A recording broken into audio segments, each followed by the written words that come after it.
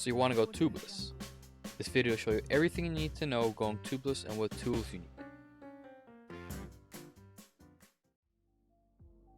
So, let's start with the tools.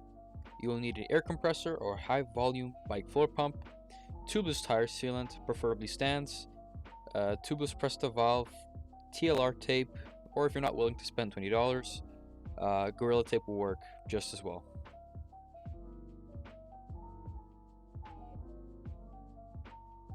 The next couple of items you'll need are 50 or 70% rubbing alcohol, a clean rag or some paper towels, a set of tire levers, scissors, and a reefing tool to make a hole for your valve.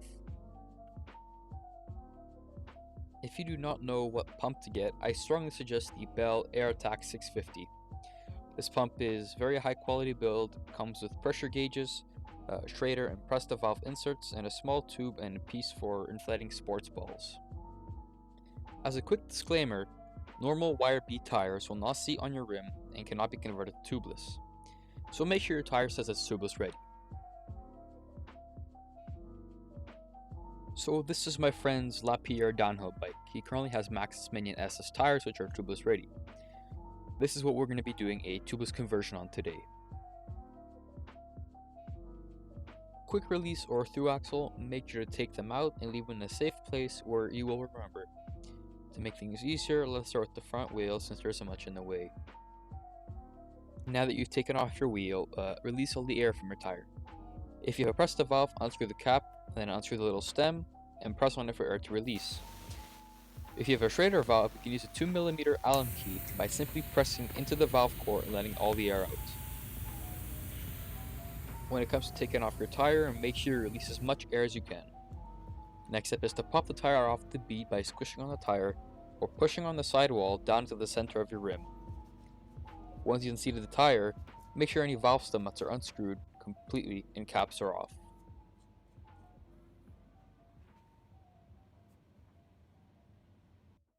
The next thing to do is to stick in 2 tire levers and take the tire off, being cautious of the inner tube, trying not to puncture them, as you can use them later as a spare.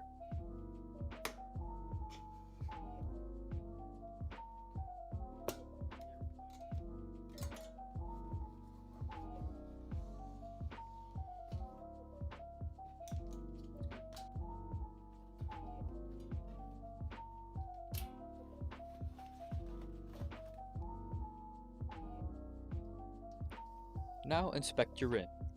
This plasticky feeling removable bedding is not rim tape and you'll have to remove it. If your rim has a nice smooth tape or says it comes tubeless ready, you will not need to do this process. If your rim does what I have, remove it.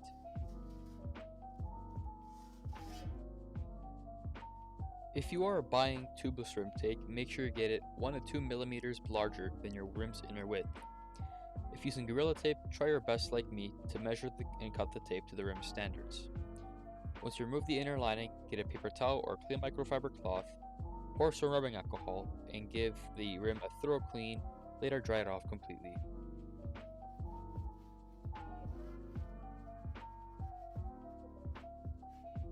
To begin the taping process, locate the valve hole.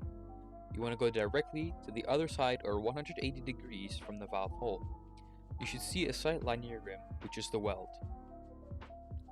Make sure to measure and cut the tape to the rim standards like me.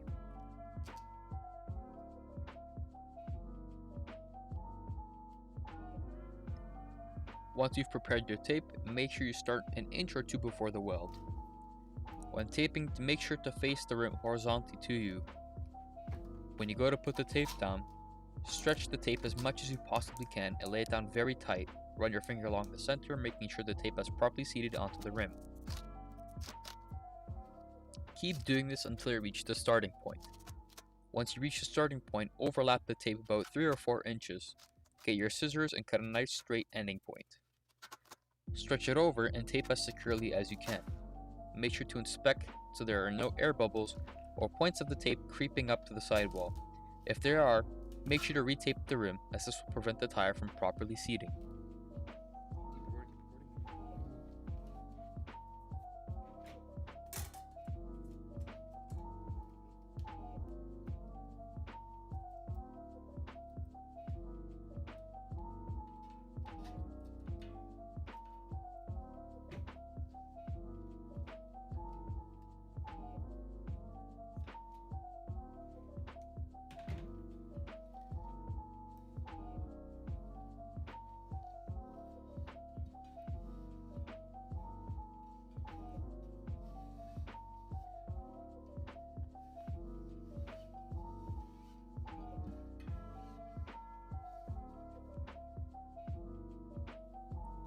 Once you've taped your entire rim properly, find the valve hole and get your poking device.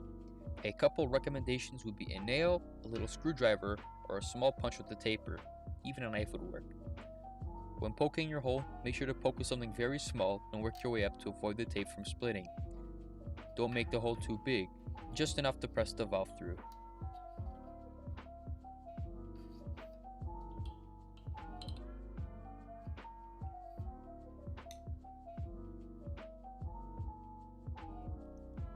Next, take your valve, unscrew the cap and the nut, and insert the valve into the hole.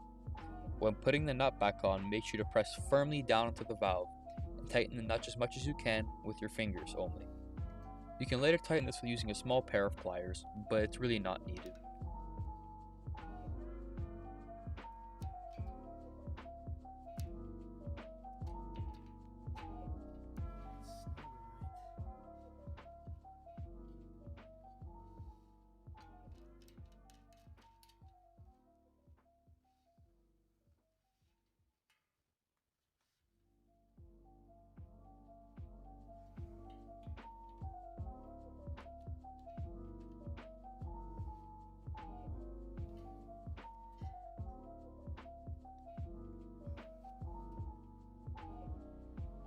Next step comes mounting the tire, so make sure you properly line up your tire. A quick tip is to install the tire while using your bike as a reference. For extra styling points, you can line up the model rating of the tire with the valve stem like on these Maxxis tires.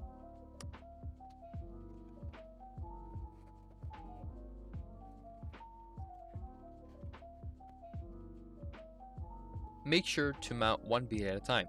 When mounting the second side of the tire, make sure to leave a reasonable sized opening at the bottom of the tire, making sure your valve stem above. This is for your tubeless tire sealant.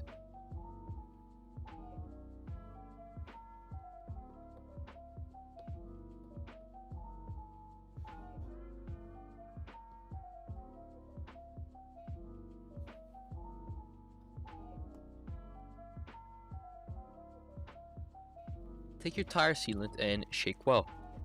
I'd suggest pouring about 50 to 80 milliliters of tire sealant. It doesn't hurt to go more. If you spill tire sealant, clean it up quickly.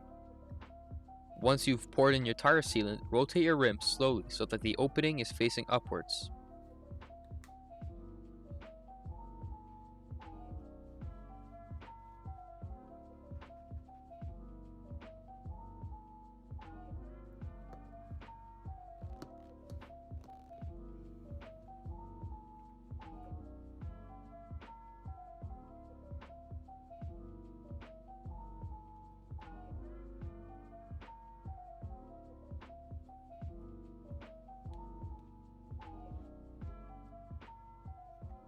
Now for the mounting process, I'd avoid using tire levers as this can mess up the bead. If you absolutely need to, there's nobody stopping you, and it is quite tricky to do this, but you can actually put it on just by hand.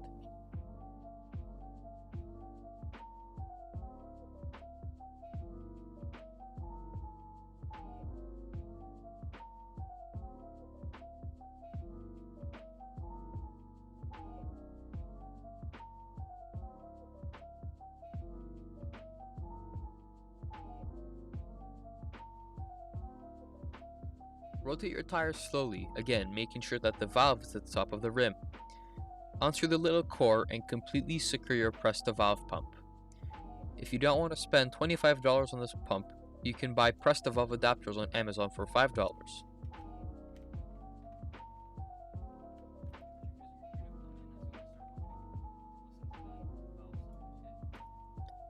Once you've mounted your pump, start pumping rapidly to force air into the wheel and seat the bead. When you're pumping, you'll hear the distinctive popping sound when your tire seats on the bead of the rim.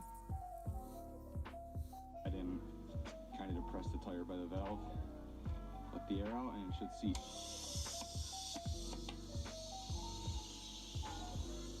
Like magic. Shake the rim around, making sure you're listening for any hissing noises. Make sure that the sealant splashes are on all sides of the tire and rim. You can even bounce the tire on the ground like I am. Once you've done that, you can tighten the nut with a little set of pliers. Look at the sidewalls, making sure there's no tire sealant leaking out or any air hissing. If you do see a slight bit of sealant covering the bead, that is just it's doing its job, making an airtight seal.